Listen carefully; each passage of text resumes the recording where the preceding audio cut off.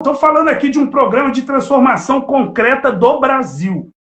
Nós estamos falando de entrar fundo nas chagas sociais históricas do Brasil. Outra questão importante, a punição dos torturadores do período da ditadura aos dias atuais. Tiago, você mora em periferia e sabe disso, e quem estiver nos assistindo aqui que for de periferia vai entender o que eu estou falando. A ditadura acabou em 85. Nas periferias, ela jamais acabou.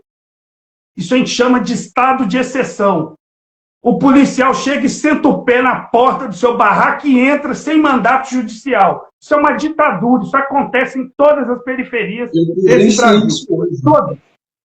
Chacina, aparece mais as do Rio, mas acontecem chacinas no Brasil inteiro.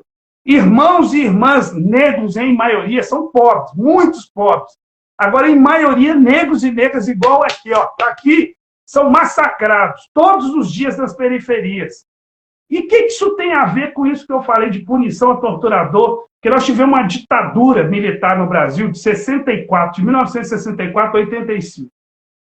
Essa ditadura torturou, assassinou, ocultou cadáveres, estuprou, torturou até criança. Isso que foi a ditadura militar. Quando você ouvir falar, alguém falar, não, que maravilha, ditadura, no tempo da ditadura que era boa.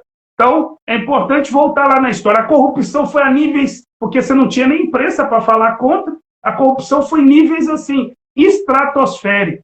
Foram os piores governos da nossa história, pior que o Bolsonaro. Quem estiver assistindo fala, mas pior que o Bolsonaro. Então, eu estava fazendo referência porque os generais que comandaram isso, né, os agentes de Estado que comandaram esse processo de retirada histórica de direito, de ataques profundos aos direitos humanos, nenhum deles foi punido, né? E é interessante dizer que todos os países aqui da América do Sul que tiveram ditaduras, como no Brasil, todos fizeram a chamada justiça de transição. E dentro da justiça de transição está prevista a punição daqueles que praticaram os crimes. E quem estiver assistindo também achar, mas isso será que não é um absurdo? Não é radical demais? É só pensar no nazismo, no período do nazifascismo, quando acaba a Segunda Guerra Mundial. Imagina os nazistas chegarem e dizer assim, olha, a gente cometeu os crimes, mas assim, vamos deixar como está. E várias pessoas também concordam, falam, não, realmente, acabou a guerra, então deixa assim, tranquilo, vamos levar. Esse negócio de julgamento de Nuremberg, para que isso? Não, vamos levar. Imagina um negócio desse. Não ter punição desses que praticaram, eles irem para o banco dos réus e responder pelos vários crimes que cometeram. Que mundo a gente estaria hoje se não tivesse? Porque até hoje ainda tem nazifascistas. Você vê a loucura que é com o que os caras fizeram. Imagina não tivesse tido julgamento de um nada, como a Alemanha, como a Europa estaria. Então, assim, isso é muito sério. E a impunidade do passado leva a impunidade no presente. Então, se esses agentes fizeram o que fizeram, não aconteceu nada, o que vai acontecer se eles continuam massacrando preto, pobre, de periferia, entendeu? Massacrando os irmãos que estão encarcerados, que já estão cumprindo pena e são massacrados, torturados nas cadeias, nas delegacias. É normal a tortura, ela está institucionalizada.